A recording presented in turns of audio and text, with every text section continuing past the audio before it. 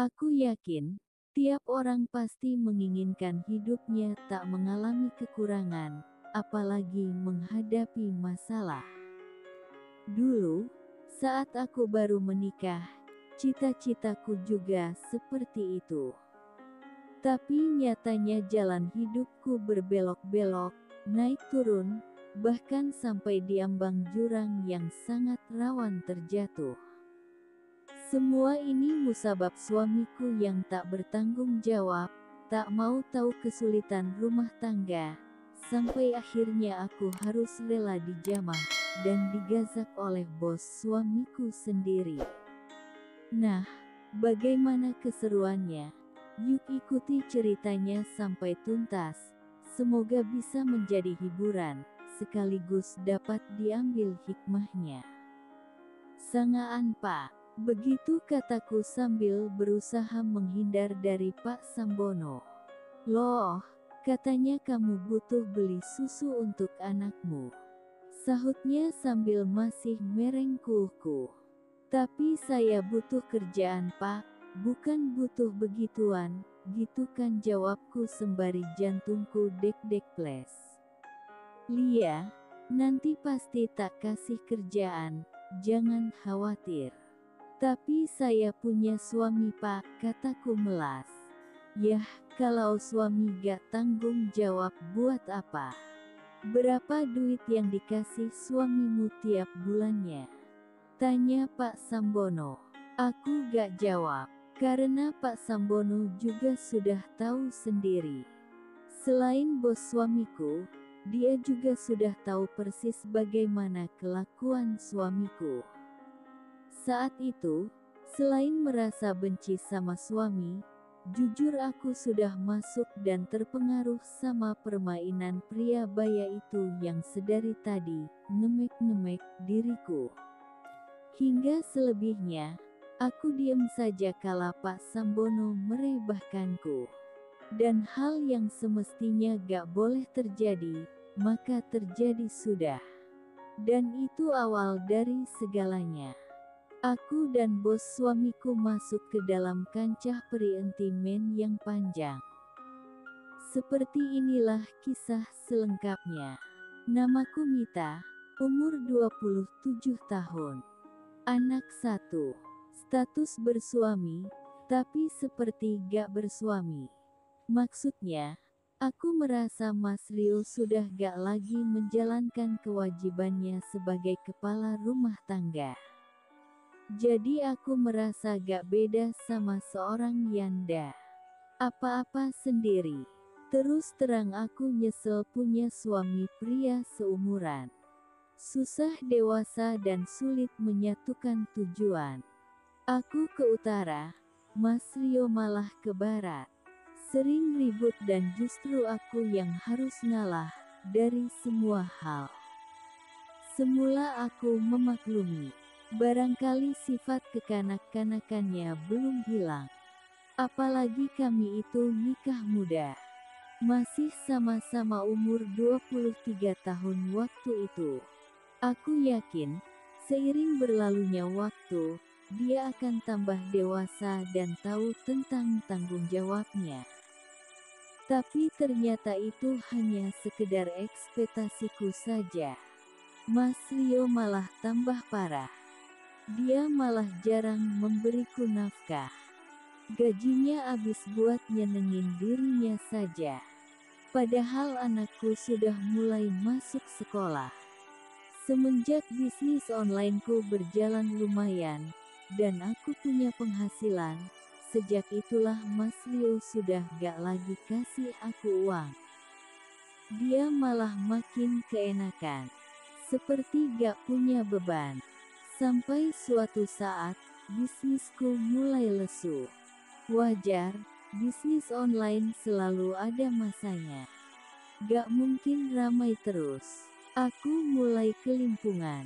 Padahal lumayan banyak tagihan bulanan. Ketika bisnis lancar, apa-apa aku beli sesuatu dengan sistem kredit. Dan setelah bisnis down, aku terbebani. Sedang suami gak mau tahu. Dia pulang hanya minta gituan dan numpang tidur saja. Aku kan gak pernah ngerepotin kamu. Makan saja gak pernah di rumah.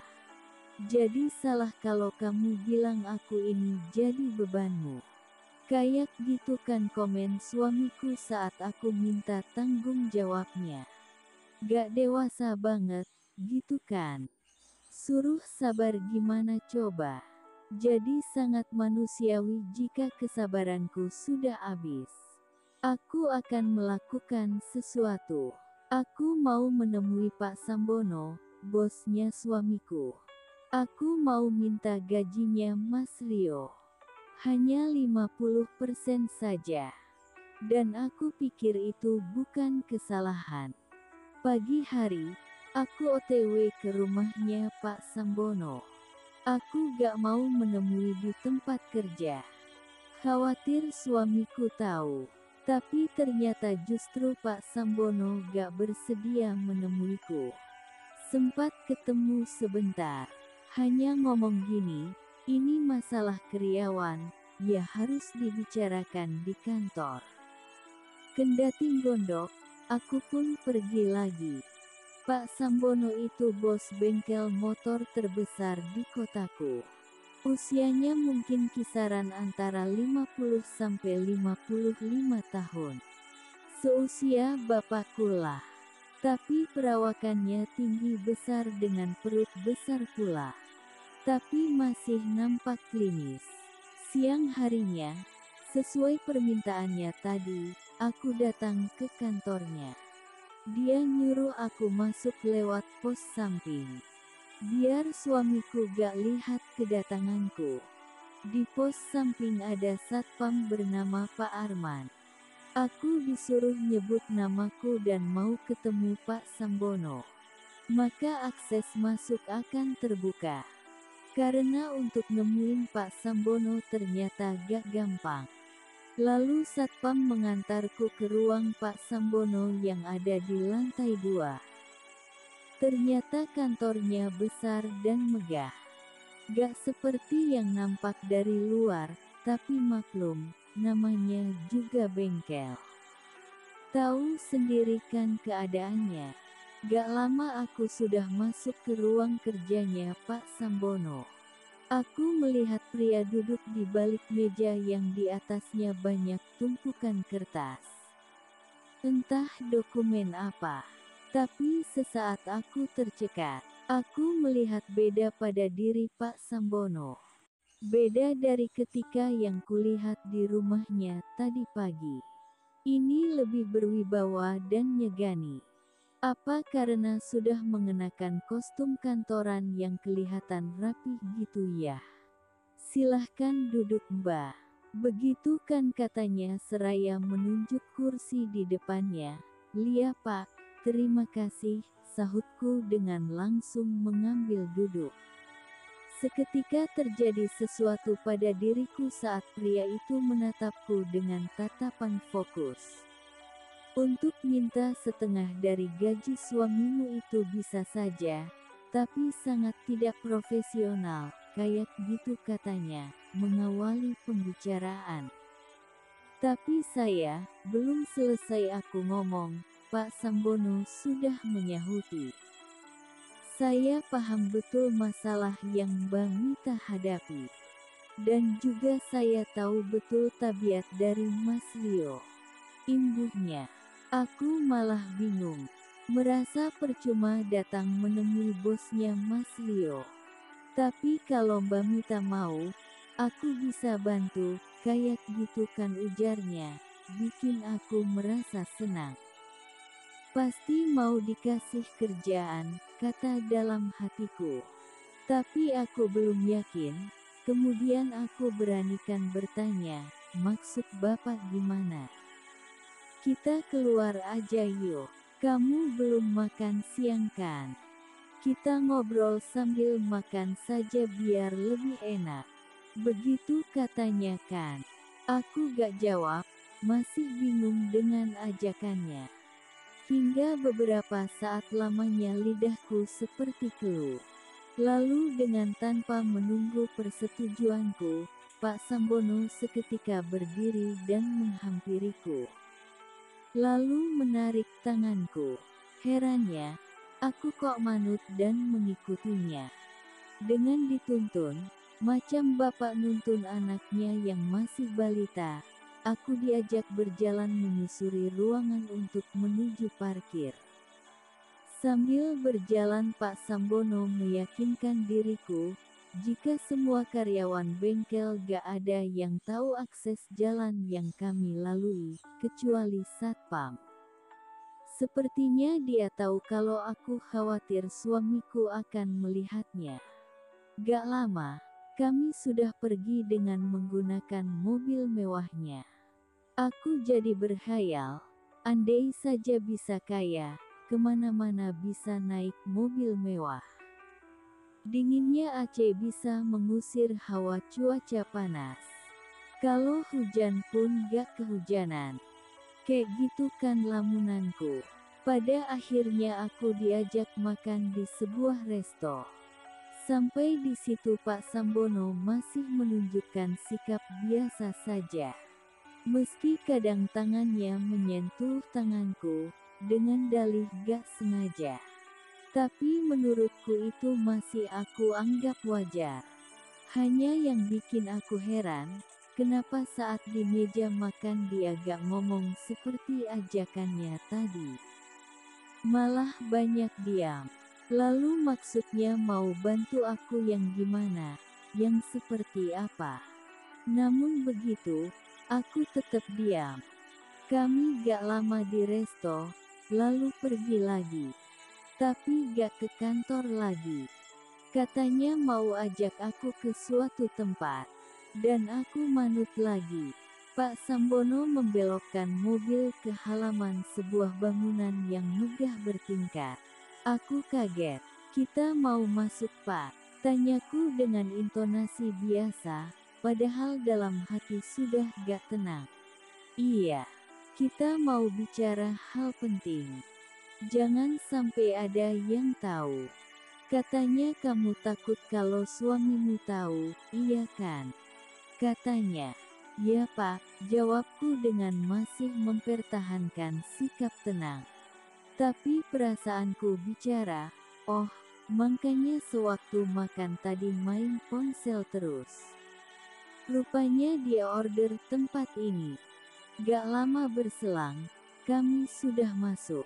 Saat itu yang ada di pikiranku hanya satu, Pak Sambono mau kasih aku kerjaan.